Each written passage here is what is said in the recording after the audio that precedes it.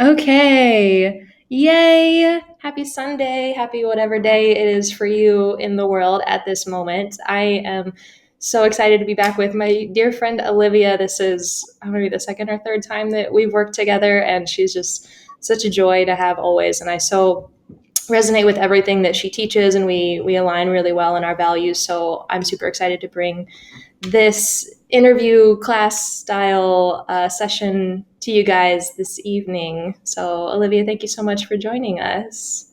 Thank you so much for having me. I absolutely love your community. I'm so excited to be back in it again. Ah, me too. I know. We just keep on kind of circling back to each other, and it makes me feel Mhm. so good. So, Olivia, maybe for those that have not met you yet or have not interacted with you yet, do you want to do a quick little intro to yourself and what Decluttered Intentions is all about? Sure. So, hello, everyone. Thanks for joining this session today. I'm so happy to be here, like I said. So, I'm Olivia. I'm a Time-Freedom and NLP Success Coach. So, really, what I focus on is helping my clients create aligned strategies for creating ultimate balance in their lives. So many of us are like doing all the things, struggling with burnout. That's been my personal story as well, wanting to, we're ambitious, we have these big goals that we want to achieve, and somehow it all just starts to feel heavy. And of course, when we're in that space, it's hard to want to feel motivated to achieve those goals or to actually get the results that we want. So I'm really passionate and really focused on changing the narrative around how we work, because I really find that that's the foundation for all the success that we're creating in our lives, how we show up on a day-to-day basis, and yeah, shifting that dominant narrative. Yeah, I think that is such potent medicine right now because we are just so wrapped up in this culture of hustle all the time. And especially here in the States, it's like if you take a single sick day, then you're a terrible person and you might get fired. It's just the narrative around it is so whack, for the lack of a better word, at this point. So I'm so excited to dive into this with you. So Mhm. our focus today is aligned energy management for optimal impact. So Olivia is going to go a little bit into what aligned energy management is, and we're going to talk a little bit of tangible tips for productivity, energy management, and then also a little bit more energetic, what the feminine versus the masculine looks like, and kind of hopefully get a well-rounded look at what this means today. So, if you want to start us off, can you just describe a little bit about what aligned energy management is? Totally. So, in order to kind of explain that, I would love to break it down a little bit more, and start off by talking about why energy management is important in the first place, because I think that that's also something where you're like, okay, cool, sounds interesting, but what does that actually mean, and what does it look like when it's put into practice? And for me, what that really comes down to, and especially when we're talking about work and having this work-life balance and really incorporating rest, is we all want to have more time. We want to be in control of our time. We want to feel like we have agency over when we do what things, and when we want to be productive, and when we want to rest, and all of these pieces. And when we talk about time management, what I truly believe in and what I've seen to be true in my work is that it comes down to managing our energy first. And so time management, and like this is where a lot of the clients that come through my programs, they're like, I just want like that perfect structure, that perfect strategy of, this is when I do this thing, and this is when I do this thing, and when I do these things, then it's going to get me these results. And yes, it's really important to have a good structure and a strategy for what it is that you're wanting to create. But energy management is taking it to like the layer underneath and saying, how are you showing up for the things that you're doing? How are you managing your energy when you show up to do your taxes, or when you show up to post for your business, or when you show up for your job, or for, the interview for that dream career that you're wanting to lock in. So what it really means when we talk about like aligned energy management then is kind of connecting okay, I'm doing the energy management, this is how I'm showing up to whatever it is I'm doing, whether again it's being productive and doing work, or actually even resting. And then the aligned piece kind of brings it together, in terms of how are we shifting the way that we're doing the what part. So what am I doing in my strategy, and how am I making sure that it's kind of balanced out with showing up in the right energy. Mm. Yeah, I think that's such an important part that maybe a lot of people miss because, we're taught that, just consistency and showing up is is all we need. And those are really good pieces for sure. But if you have to look at too how you're showing up, if you're super low energy and just not feeling it, but you're like, well, I have to post something on Instagram today, so I'm just going to do it anyway. It's going to be more often than not really lackluster, and it's not going to do anything for you that you wanted it to. So all you've done is like stress yourself out and force you to do something that you never wanted to do, and it doesn't even have the impact that you wanted. Totally, 100%. And that energy piece and showing up in alignment then completely or directly affects the results that you're creating then. Mm-hmm.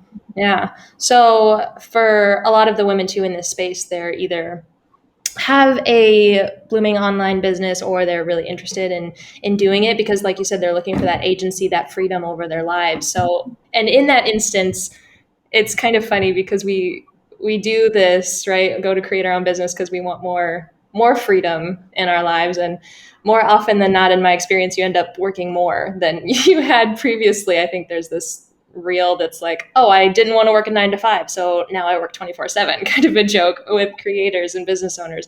So how do people who are trying to build something their own, which takes so much work and there's so many hats that you have to wear, how do they step out of that work all the time 24/7 mindset? Totally, totally. So the first thing that I would suggest looking at are your beliefs around work. Like, what are the narratives that are playing out in your life that you've been taught as you've grown up? Again, like I said at the beginning, like there is a dominant narrative around how we are supposed to work, or like what productive work looks like. And a lot of that looks like, showing up consistently, meaning that even when you're working for yourself, it's like, okay, 9 to 5, or extending past the 5 p.m. marker, and you're like, okay, I need to feel like I'm showing up enough in order to feel like this is worth it, or in order to prove that I care enough, or in order to feel good about myself. Like a lot of times if we have a productive day, then that's kind of like a gold star for ourselves. Be like, yeah, I did well today. So the first thing that I would really encourage anyone who's feeling like that, like I'm working 24/7, like how do I kind of start creating boundaries? And yes, we can talk about like actually putting the aligned strategies into place to set healthy boundaries for yourself with work. But until you address the narratives that are playing out in your life, and again, we all have this conditioning, whether it's from, how our teachers taught us in school, because there is a system right there that all of us go through, or how your parents talked about work. And if, there is this like work hard mentality that said you only care enough about your job or about your success if you're like grinding it out all the time, and like, laziness is bad, like don't sleep the day away. There's all these different narratives that are constantly being perpetuated. And so to really like sit down, get a blank piece of paper, and just like go through, how do I feel about work? What do I feel, or how do I feel when I don't, work a full day, but I get everything done potentially? Again, that's kind of the question too, where we're putting a lot of extra things on our to-do list when it's mostly to make ourselves feel better in order to support these narratives that are like playing on our subconscious programming. Mm-hmm. So really questioning your beliefs around work, your beliefs around what does success mean? What do I have to do to be successful? And then, how do I feel about rest? The other side of work. How do I feel when I slow down? And what, fears or maybe stressors or anxiety comes up when I try to do less? Yeah. Isn't it so ironic that most of the time, or for me personally, because I am an addictive doer, as I personally identify, sometimes doing rest and doing nothing is more stressful than if I were to just continue to work. It's so silly. But to piggyback off of that, I think too, to give maybe a little bit of a spiritual context as well, it's this sort of blend between the ego and the spiritual that comes up with this too, because the ego very much finds its strength and its power in like tangible and doing, and in you applying yourself to something. When you give yourself that space and you're not doing anything, then all of a sudden your mind and yourself is like, well, wait, it's like, what am I supposed to do? I need to be doing something, right? Or else I'm just being. That's boring. That's like, it's too much for yourself to handle sometimes. So it's even just past like, relaxing and taking bubble baths and doing this work to be more productive, which is a really great goal to have. It is a step in like elevating your consciousness too, and sort of giving yourself that sort of level up, which is still a very egoic way to look at it.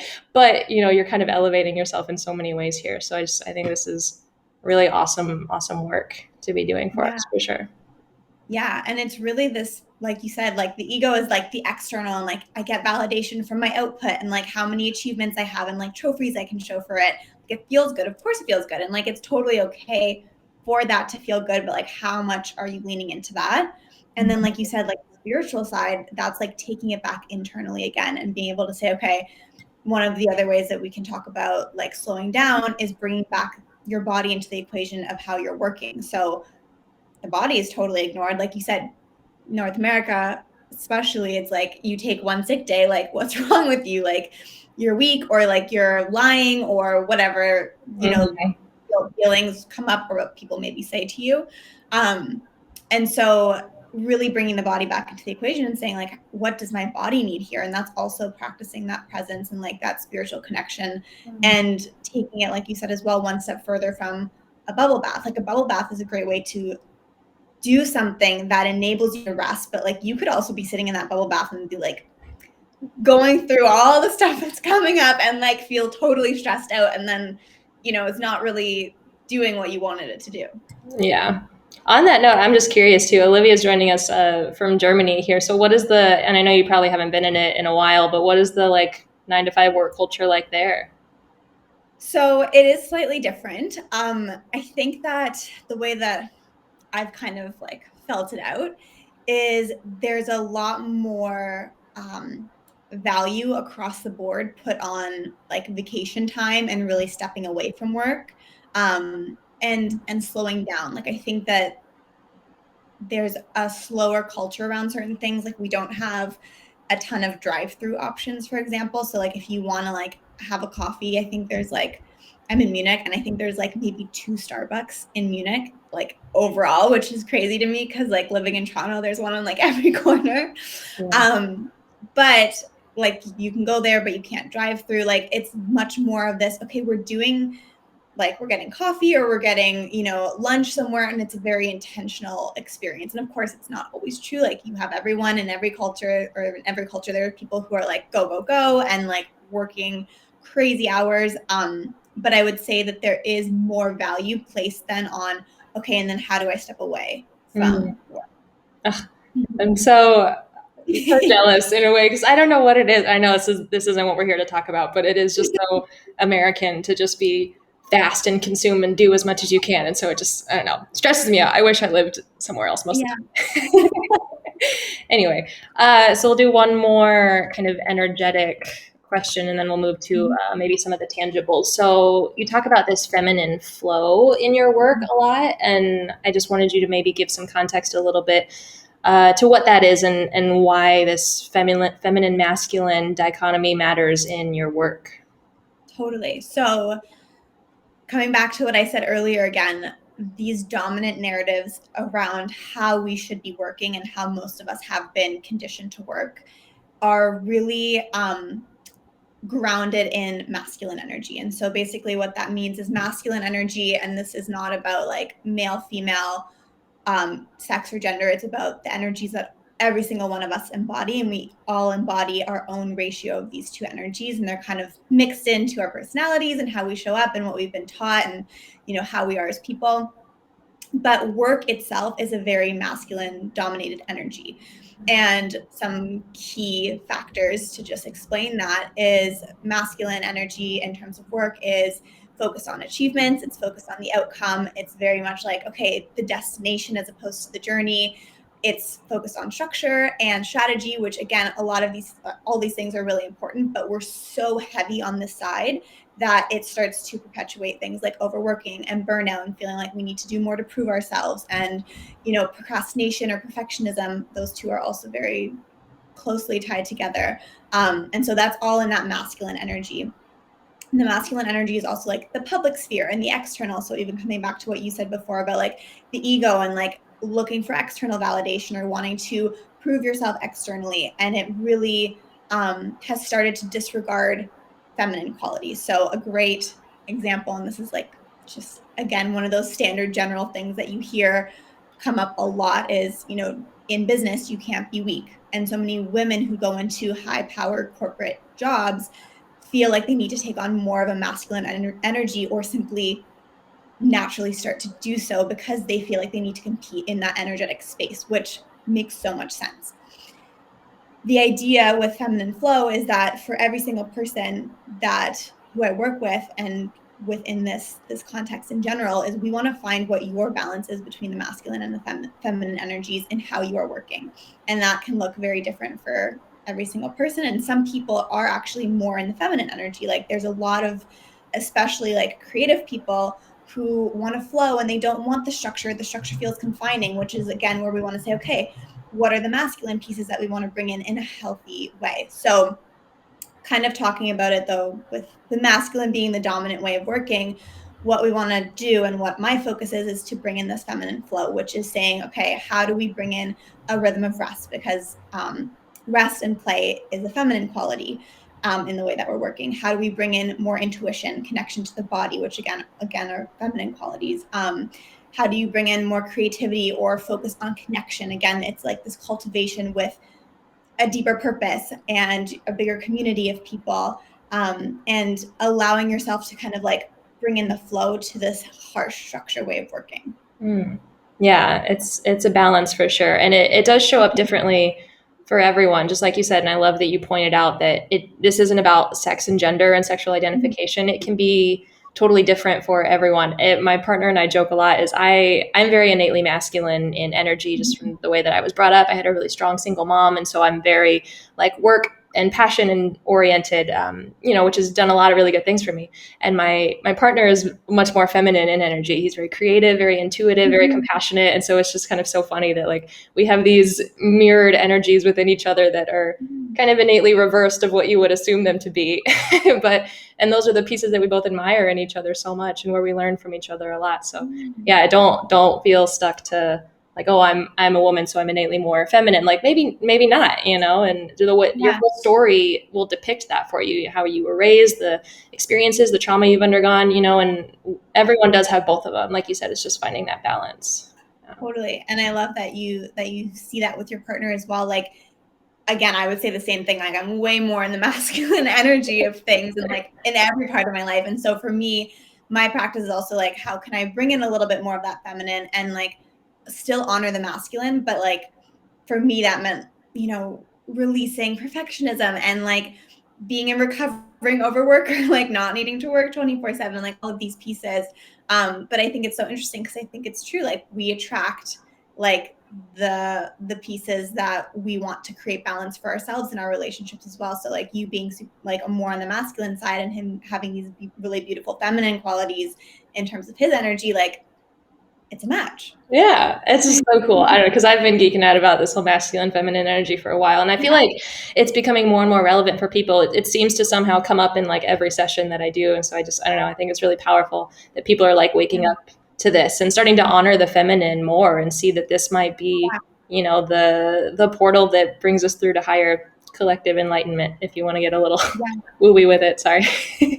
No, totally. And I love that so much. And I think it just brings up one more point that I really want to like ground into, which is like the feminine is so powerful. Like it's this divine feminine energy. And I feel like the whole process and even what you're saying, like it keeps coming up again and again. And it is this like reclaiming of the feminine as powerful. Like there's so many, periods through history where we've been taught again and again, like feminine is weak, sensitivity is weak, all these different feminine qualities not being good because it's feminine has essentially started to be equated with bad or weak.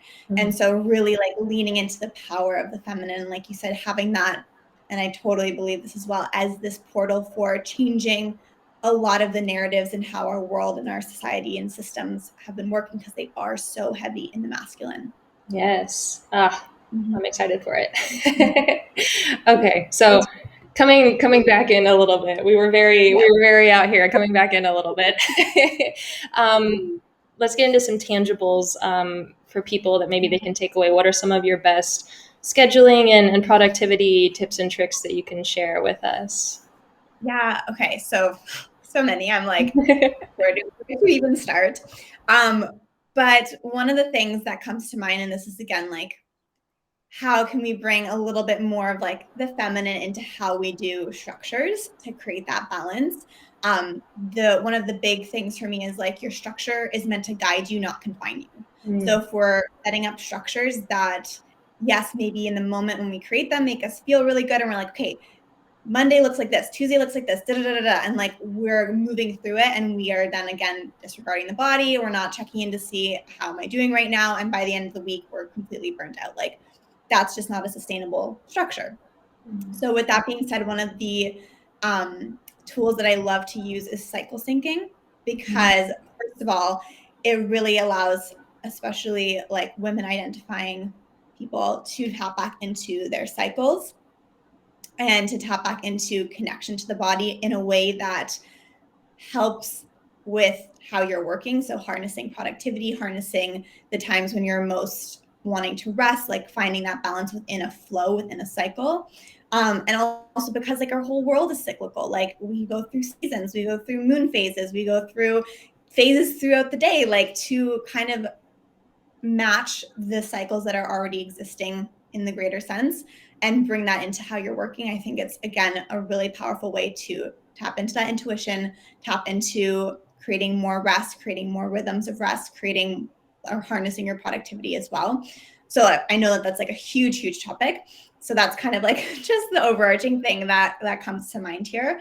And the second piece that I love about that is it also teaches us how to shift our perspective around expanding time. Like we move through life in a 24-hour cycle because that's, again, how we've been taught to do it. That's more of that masculine energy again. And it really creates this suffocating pressure that if I don't finish something today, then, oh my God, tomorrow is going to be even more stressful. Or, oh my God, I didn't achieve what I meant to do today. And now I'm taking that, negative self-talk energy into my evening or into the rest of my week. And so with this idea of like, how can we make things more cyclical? Again, even outside of the standard cycle thinking about planning your week instead of your day to day, or planning your month instead of your day to day. And how can you start to give a bigger overview for yourself and give yourself more time for certain things, so it doesn't feel like every day is this like suffocating, I need to get all this stuff done right now or else. Because it's just, for the most part, not the truth. We're creating those perspectives for ourselves. So that's kind of like the overarching piece for that. And like quick tips, like little tools and things like that. Again, my motto is your structure is meant to guide you, not confine you. So using these tools in a way that works for you and not needing to make it be every single day I'm going to do these things if it doesn't feel aligned for you, like having that body check-in. What do I need today? How can I give myself that or honor that even in a very small way? But it would be things like time blocking, like your standard Pomodoro method. Like how can you give yourself structure, especially for entrepreneurs working from home? Like that is another level struggle in itself a lot of the time. And then what I would say with that is, like, again, adjusting based on how you're feeling. Like I will have weeks where I'm like, I want to time block like the shit out of everything. And then there'll be weeks where I'm like, I don't even need to make a daily to-do list right now, because that in itself is just going to overwhelm me. Like I have my weekly to-do list then. And with that, I would say the shift towards more of that cyclical, how am I planning my time? How am I getting things done? To really create or start moving in the direction of creating 3 priorities for your week.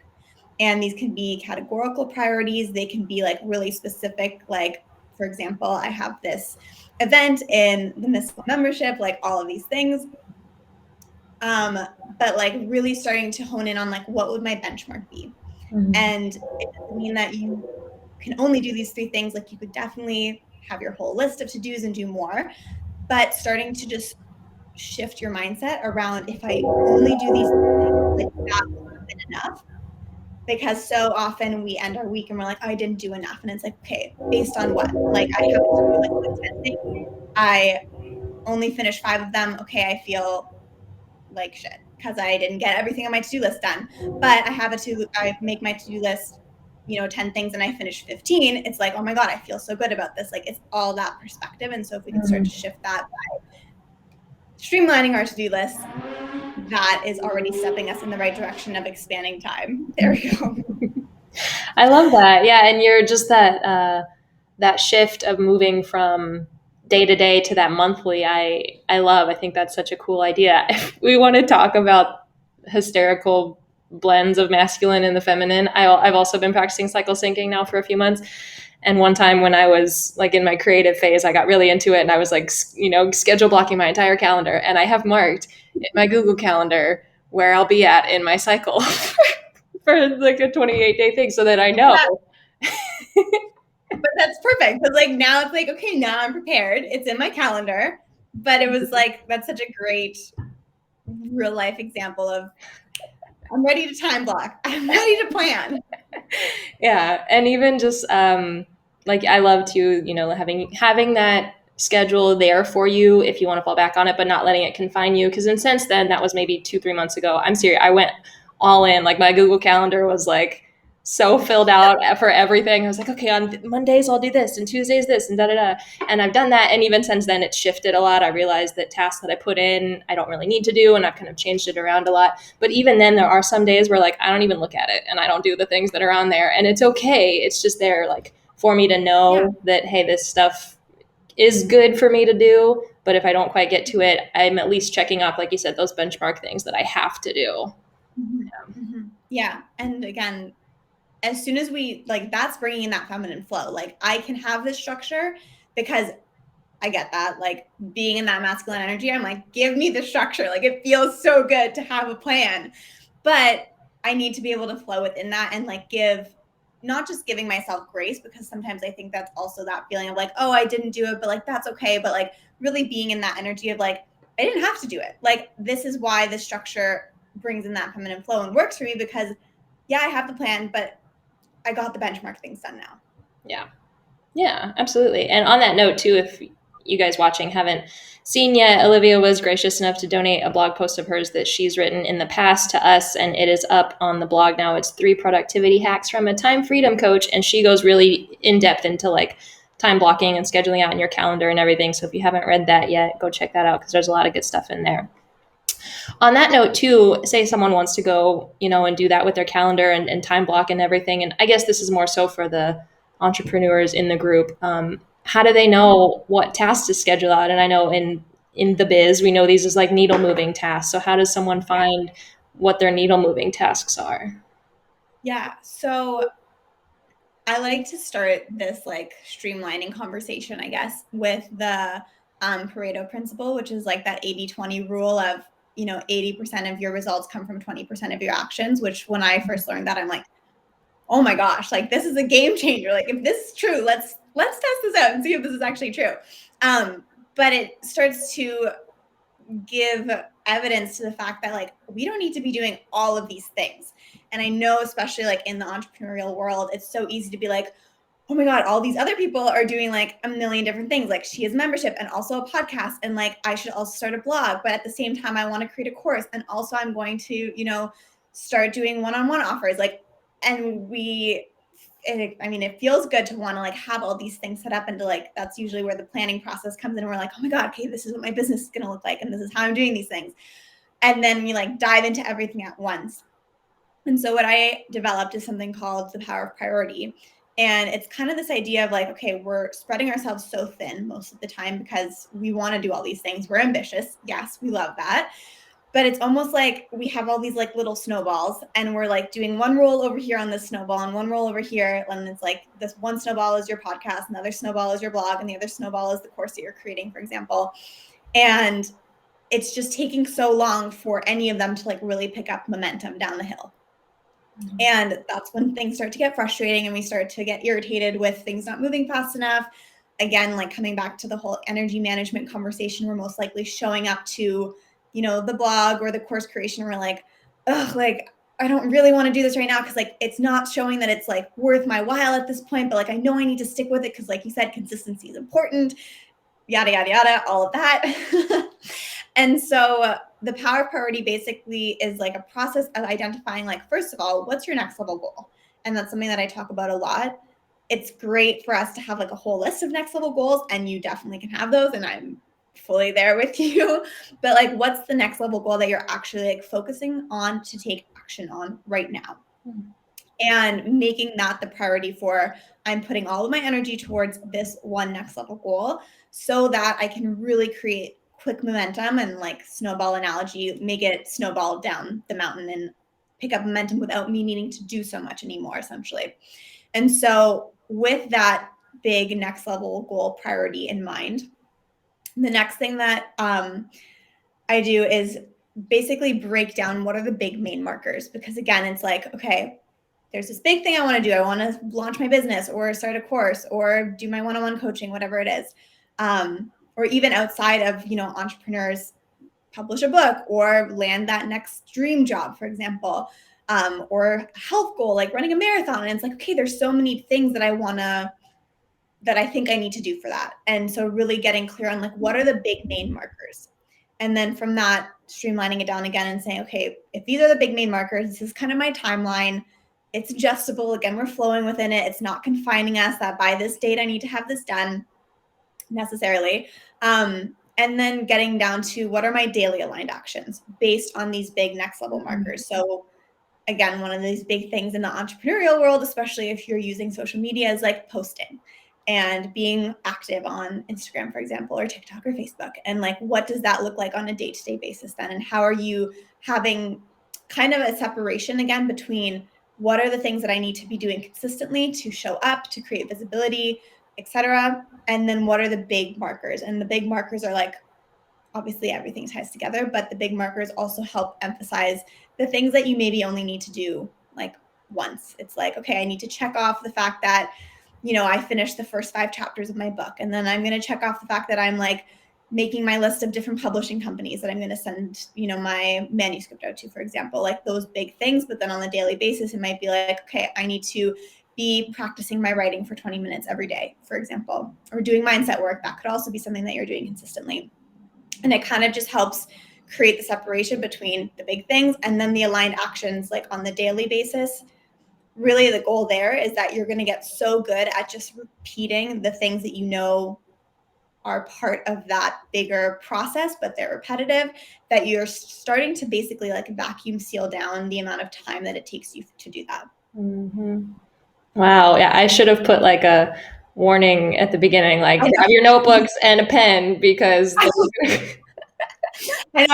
I'm trying to like do the hand gestures to be like, here's my one, box. Here's my other box. no, this is great. I guess, and if people are watching the recording now, now you've been warned. Maybe go grab your notebook and then start it all over, and then just start writing things down because there's so much good stuff here. I love that. That structure is really really awesome and really powerful. Thank you so much for sharing that. And I know that's something that I've struggled with personally a lot in the first. Now I've been with my business for like 2.5, 3 years now, and that's something I really struggled with in the beginning is knowing what to do that was actually going to get me results. And Yeah. to bring it back to the spiritual just a little bit, I think that I was so afraid in a way of putting myself out there. And so I would kind of like busy myself with like the easy, mindless stuff, convincing myself that that's what was going to work. For instance, my big thing for a while was like I had to make my website like perfectly designed. And so I would spend like a month at a time, like fidgeting everything's like, oh, it has to be perfect, when that's not the shit that helped me at all. What did help me was actually like messaging people on Instagram and talking to people and getting to know people. And I said, oh, okay, this is what's working for me. This was just keeping me busy because I felt like I had to be doing something, but I didn't know what to do. So I'm like, well, I'll just Yeah. redesign my website for the third time. Totally. Yeah. And I think that's such a good point too. Like there's so many things that you could be doing. And I think that's also the value in like doing your research and, connecting with other entrepreneurs or investing in like a business coach, for example, and like having someone to support you in figuring out what your tasks are in whatever industry you're in, but also like giving yourself the space for the trial and error at the beginning. Like anytime you're starting a new business, like again, there's amazing platforms and coaches and like strategies out there, but your business is basically your own personal experiment because Mhm. you've never done it before. No one else has ever done it before in the way that you're going to do it. And it might just take a little bit of like, okay, what happens when I do this? And what happens when I do that? And again, like having those markers in place too, to say, okay, I have the basics of a website. I just need to make sure that people know like what I do and like what the next step could be. But like if it's not, you know, perfect in every sense of the way, but I totally get that, like that's enough. Like what are those points for you? And if you're really struggling with like, oh my God, I'm doing so many things, what I would suggest doing is like literally writing out every single thing that you've done or that you're currently doing in your business, and then really circling the things that are getting you the results and honing in on, okay, there's a lot of things that I'm doing. Tweaking my website for the third time isn't one of them. Yeah. And I like you said, it takes trial and error. You know, you're not going to figure it out in the first month. If you want to go spend thousands on a coach, then you can, and that will definitely help you. But if you can, I believe that people can figure it out on their own. You just got to you got to stay with yourself. You got to be able to learn, and you got to pay attention to what's working and what's not. So Yeah, yeah, totally. definitely give yourself time, guys. It takes time. Yeah. And I think that's where like that connection back to your body comes in, and like connecting back to your intuition. Like you said, we all, like, if you are feeling called to do the business that you're stepping into or whatever the next level goal is that you currently have and that you're focusing on, like you are called to do that for a reason, because there's something that you have to share and something that you have to give. And so really, like, again, this is like mindset work, manifestation work, but tapping into the fact that like you have all the answers inside of you. You already know it. And it's just like cultivating that connection with yourself and being in that practice to give space for that to come forward. Lovely.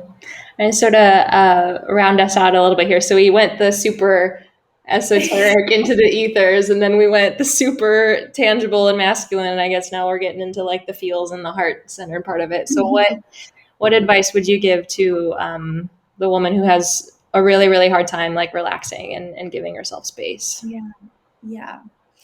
Again, I would start off with like, what are the feelings that are coming up around that? Because everything is triggered by how we're perceiving it, right? So if there's or if you're having a hard time resting, like, are there a lot of, self-worth tied in with your work?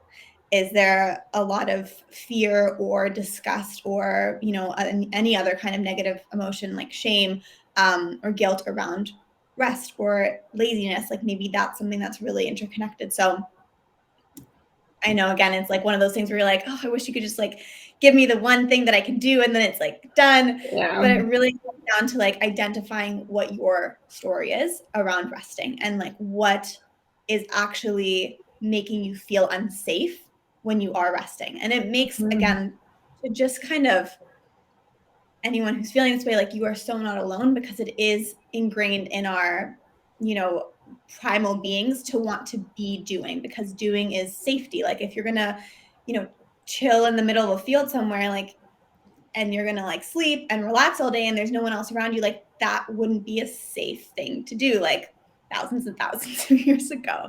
So it's totally natural that your body's like, whoa, or that your mind rather is like, this is maybe not a safe thing for us to be doing. So even just noticing that, like when you are practicing rest and taking it as a practice of not like, I need to get this perfect, like similar to meditation, like just be in it.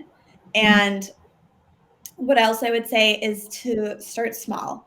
I think the idea is not that it needs to be, a 3-week vacation. And if anything, like, oh, I'm so here for like actually taking intentional time off, like that for sure. But the most sustainable kind of rest is the one that is incorporated in a rhythm in your life.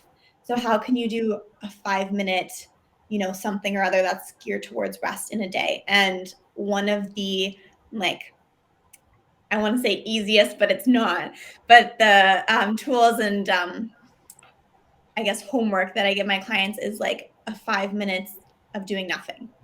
And it literally is like, set your timer, sit on the couch, and just like, again, it's kind of towards the lines of meditation, but like really being present with yourself, light a candle, stare at the ceiling, let yourself daydream. Again, that's one of those things where like daydreaming is a really great way for us to create space and relieve stress and like put ourselves into like a trance state, essentially, like in a very natural way. And just giving yourself space for that and kind of explore like what that feels like. And then again, there's so many things you can do to rest as well, like make bubble bath or like do a face mask or journal. And like all these things are really great tools to use. But just, I would say, incorporating it in a very small way How can you do it every couple days or every day or every week, even 5-10 minutes?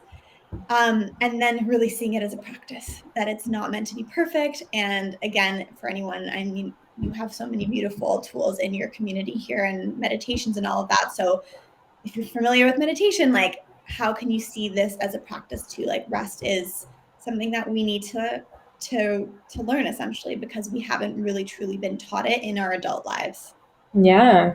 Yeah, I love that you brought up that practice of doing nothing, because that's been the thing that I've noticed does the most for me, because even now that I've been practicing, wellness and self-care for so long, and now the fact that it's my job mostly, I'll still, even practices that are supposed to be restful for me, like doing yoga or journaling and meditating, there's still like a part of my ego that gets a little bit of satisfaction from that, because I'm still doing something, I'm like, oh yes, I did the thing, and it makes me feel good, but I still feel like I'm doing something. So yeah, doing nothing is the hardest thing, but also I feel like, yeah, the most beneficial. And I love that you said, daydreaming. It's like, yeah, let's start let's start prioritizing daydreaming.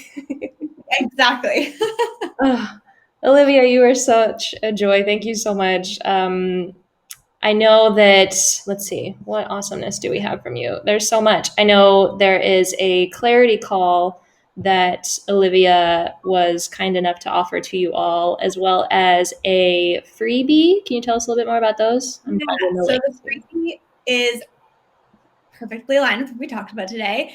It's your 3-step process for creating your energy management strategy. So a lot of what we talked about today in terms of like, how are you doing work? How are you showing up? And how are you managing your energy through that, so that you can start taking back your time and expand your time and all those good things. So that's a freebie that I shared. It basically it's walking you through customizing your own 3-step process to doing this. And it's also totally tied in with what we just talked about in terms of rest. So if rest is something that's like, okay, I'm wanting to create more of a practice around that, or I'm realizing maybe I'm not doing intentional rest, like I'm, watching Netflix when I get home at night and like zoning out, which also sometimes we need that, nothing wrong with that. But then doing that from that intentional place and be like, okay, I'm now being intentional about the fact that I'm about to zone out.